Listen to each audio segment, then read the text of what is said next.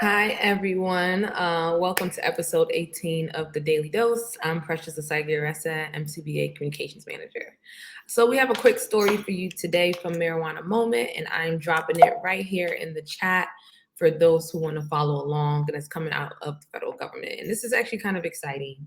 Federal Sentencing Commission proposes new marijuana guidelines for judges that will treat past convictions more leniently. So I'm going to go into a bit about the story and then we can have a quick chat about it. So the Federal U.S. Sentencing Commission, they held a public meeting today where members voted to propose an amendment that will update sentencing guidelines to suggest that judges treat prior marijuana possessions offenses more leniently.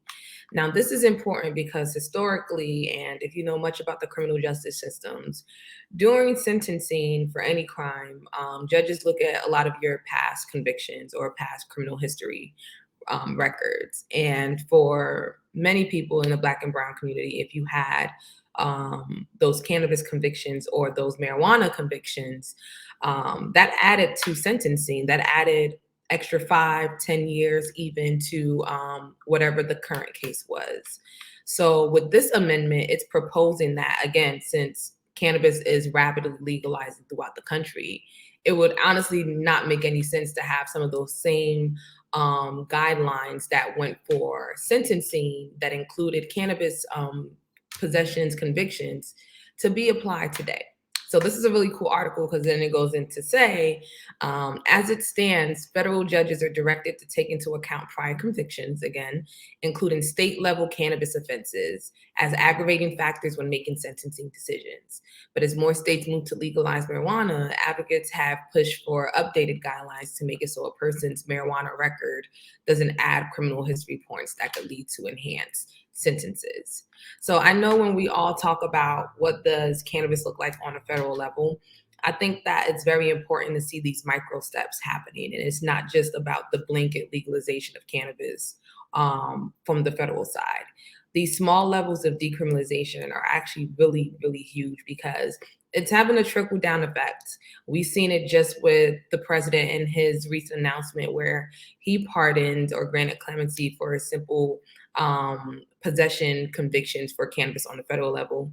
And we know there's a lot of people in uproar that was like, well, that's not really impacting much people. But then we saw immediately after that, and actually happening prior to that, many governors in their own states were doing large scale expungements, large scale pardons for people with simple cannabis possession charges and convictions. So when you look at just what we want to see as an industry, talks of descheduling cannabis and talks of removing 280E, talks of resentencing guidelines, which if you haven't followed, the folks down in Virginia, that's something they're fighting for actively right now with Virginia potentially legalizing, is to make sure that there is some resentencing reform around possession. And it's really it really should go a step further to selling and distribution, because essentially that's what we're doing on the legal landscape anyway. So possession, selling, distribution should really all be targeted when we look at commuting and giving people back their lives that were lost because of the war on drugs. So I really wanted to put this article out here. I will drop it in the chat really soon. There it is for you guys to follow along, because I think these are the things that we should be amplifying and that we should be calling for, and we should be strategically thinking of how else is cannabis affecting the daily person during that time when it was critically illegal, and how can we reverse that? What are the small steps that can be done, even on the hyper local level with your municipalities in your state? What sort of reforms and policies can potentially help reshape cannabis structure? So I'm excited about this. I'm excited to see how this blazes the trail to more small policies and amendments happening. We all know we're in a really contentious political cycle. You guys saw what happened with even the electing of a Speaker of the House and the madness that was.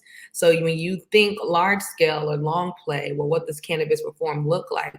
with this political landscape, you're going to have to really get strategic. And essentially, that's what we're hoping to do here with MCBA is really look at the policies that are going to impact Black and Brown communities and really figure out what is actually going to create change versus what will end up being a stalemate because of regular politicking. So that's today's Daily Dose. Thank you guys for joining us. Again, be on the lookout for a lot of our MCBA programming. We have our Small Business Education Series webinar on business plans and business development coming up on January 25th, and you don't want to miss that. And for all our members, we have our member meeting on January 19th, and an email was sent out to everyone. All right. Have a great Thursday. Bye.